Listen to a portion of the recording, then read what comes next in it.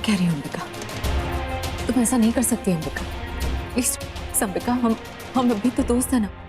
तुमने तो कहा था कि हम कुछ दिनों तक यहाँ रुक सकते हैं, और फिर पैसों का इंतजाम तो मैं कर ही रही हूँ ना अंबिका। मैं बहुत कोशिश कर रही हूँ अंबिका, मैं प्रॉमिस यू, जैसे ही पैसों का इंतजाम हो जाएगा मैं ये घर तुमसे वापस खरीद लूंगी। बट प्लीज अंबिका, तब तक हमें इस घर में रहने दो। तुम्हें ही नहीं तो कहा था ना? कहा तो बहुत कुछ था मैंने, और किया भी तुम्हारे लिए, लेकिन मुझे क्या मिला इस दोस्ती के बदले में? तुम जैसी एहसान फरामोश दोस्त, जो दोस्त कहलाने लायक भी नहीं। मैंने तुम पर जितने एहसान किए उसके बदले में तुमने सिर्फ मुझे बेवकूफ बनाया आज तक, और अब मैं ये दोस्ती खत्म करना चाहती हूँ।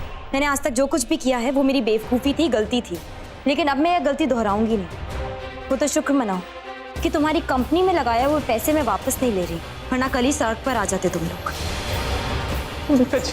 जी, मैं आपके हाथ जोड़ती हूँ जी, मैं मानती हूँ जी हमसे बहुत बड़ी गलती हो गई है, लेकिन जी इतनी बड़ी सजा मत दो, हमें बाहर मत निकाल। गलती? आप लोगों से हमेशा इतनी गलतियां ही होती रहती हैं।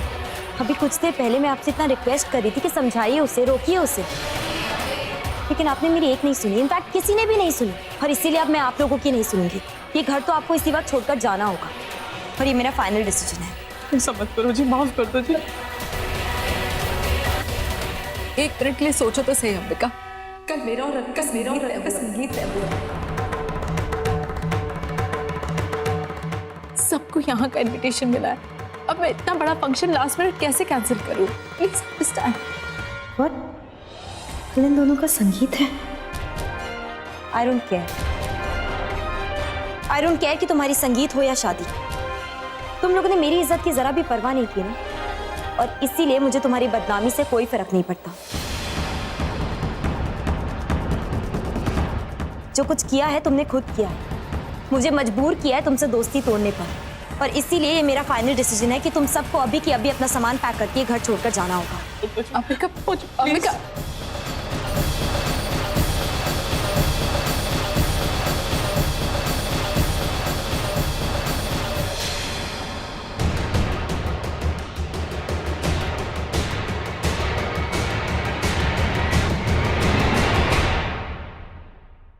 ये कैसे हो सकता है?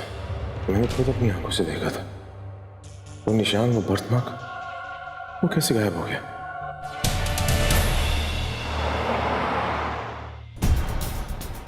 मोहन, ड्राइवर से कहो गाड़ी निकाले, हमें अभी निकलना होगा। एक बार फिर से फोन करके देखती हूँ, अगर अभी फोन नहीं उठाएगी ना तब तो जाना ही पड़ेगा। गॉड, अभी भी फोन नहीं उठा रही। अब बहुत हो गया, और बर्दाश्त नहीं कर सकती, अब जाना ही पड़ेगा।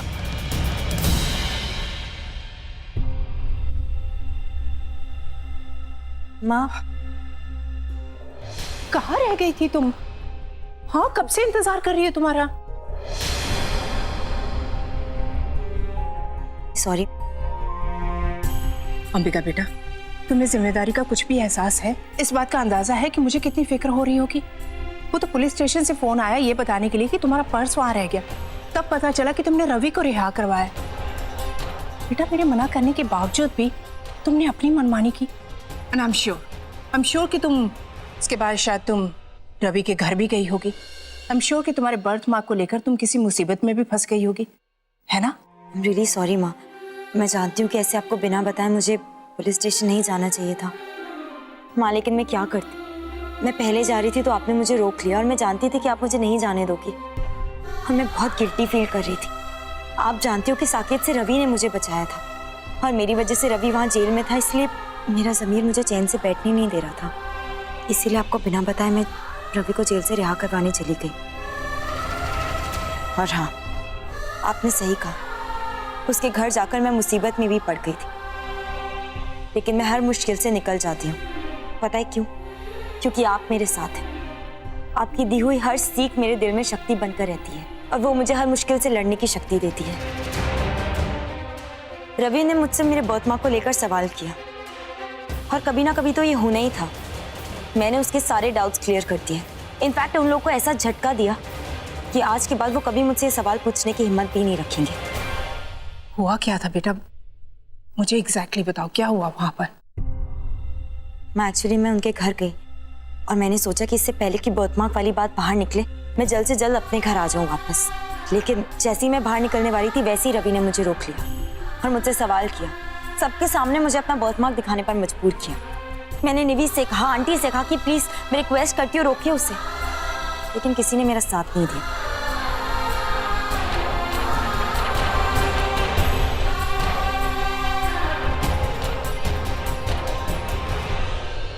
थैंक्स टू यू माँ कि आप हर आने वाली मुश्किल के लिए मुझे पहले ही तैयार कर देती हो। आपको याद है उस दिन वही तो बहुत बड़ी प्रॉब्लम हो गई है। रवि ने मेरा बर्थमार्क देख लिया है। मुझे अंबिका साबित करने के जितने सबूत थे हमने सब बना लिए थे, मेरे सिग्नेचर, मेरे फिंगरप्रिंट्स, लेकिन ये बर्थमार्क, इसका हम कुछ नहीं कर पाए। माँ मुझे पूरा यकीन है कि रवि जरूर ये प्रूव करने की कोशिश करेगा कि मैं देविका हूँ और वो सही साबित भी हो जाएगा। सिर्फ इस बर्थमार्क की वजह से अभी अगर हम इस पे स्किन ग्राफ्टिंग भी करवाते हैं ना तो भी बहुत दिन लगेंगे और मुझे नहीं लगता कि रवि इतने दिनों तक वेट करेगा। माँ मुझे कुछ समझ में नहीं आ रहा अब हम क्या करें, कैसे छुपाए ये बर्थमार्क। रास्ता मिल गया अंबिका, तुम्हारी इन्हीं बातों से मिल गया। अब देखना बहुत आसानी से हम इस प्रॉब्लम को सुलझा देंगे। मैं कुछ समझी नहीं। अब तुम्हारा जहाँ पर बर्थमार्क है ना एग्जैक्टली वहीं पर हम एक स्टाइलिश सा टैटू बनवा देंगे। बस किसी को नहीं पता चलेगा कि तुम्हारा यहाँ बर्थमार्क था और फिर रवि तुम्हारी ये आखिरी पहचान को भी साबित नहीं कर पाएगा। वाओ माँ, व्हाट एन आइडिया, ये बहुत अच्छा आइडिया है।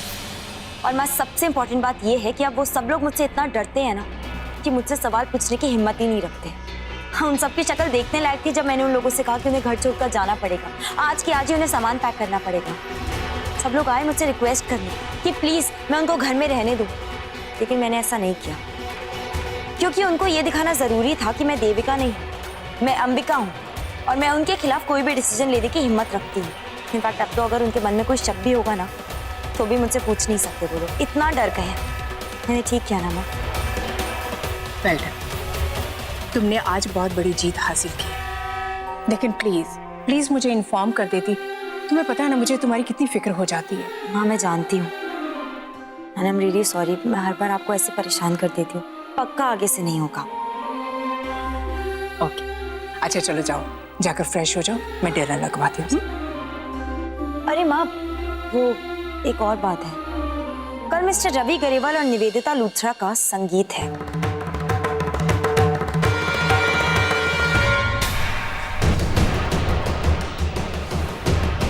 क्या जरूरत थी तुम्हें ये सब करने की? हाँ रवि, क्यों किया तुमने ये सब? क्या प्रूव क्या करना चाहते थे तुम? बोलो। वहां साकिब की गोली का निशाना बनते बनते रह गए तुम, उसके बाद जेल चले गए और अब इतना बड़ा तमाशा खड़ा कर दिया तुमने घर पे। क्यों? सिर्फ और सिर्फ अंबिका को देविका साबित करने के लिए? इसी पे हद तक जाओगे तुम? तुम्हारी इस एक गलती की वजह से रवि हम सब बर्बाद हो जाएंगे, सड़क पर आ जाएंगे। इसके बारे में सोचा है तुमने? And you will be responsible for it, do you understand that? God knows तुम्हारे दिमाग से ये अंबिका को देविका साबित करने का भूत कब उतरेगा, कब ये जुनून तुम्हारा खत्म होगा? What is wrong with you, Ravi? कितनी बार समझाया तुम्हें पर तुम मेरी बात मानते ही नहीं हो। You think मेरा मानसिक संतुलन खराब है ना? मुझे साइकियाट्रिक हेल्प की जरूरत है, but no, I think you need psychiatric help. एक भी चीज तुमने मेरे हिसाब से नहीं की। कौन मैं सूत्रा? प्लीज मुझे इस टॉपिक के ऊपर और बात नहीं करनी, मैं ऑलरेडी बहुत ज्यादा परेशान। जब मैं कह रहा हूँ कि मैंने अपनी आंखों से देखा था वो बर्थमार्क और मुझे समझ में नहीं आ रहा कि टैटू कैसे बन गया वो। I don't understand. पर वैसे भी इस बात के ऊपर लड़ने से अच्छा है कि हम आगे के बारे में कुछ सोचें। आगे का सोचेंगे? कैसे सोचेंगे आगे का जब तुम इसी तरह की जिद पकड़ के बैठे रहोगे? What is wrong with you, Ravi? हम सबने देखा था that's a tattoo, वो कोई बर्थमार्क नहीं है। एक तुम ही हो जो अंधे बनकर बैठे हुए हो, तुम्हें दिखाई नहीं दे रहा है ना वो टैटू है, बिकॉज तुम यही मानना चाहते हो कि वो अंबिका नहीं है, देविका है। मान क्यों नहीं लेते कि देविका मर चुकी है रवि? She is dead, वो हमारी जिंदगी में कभी वापस नहीं आएगी और आई एम ग्लैड कि वो मर चुकी है। Enough!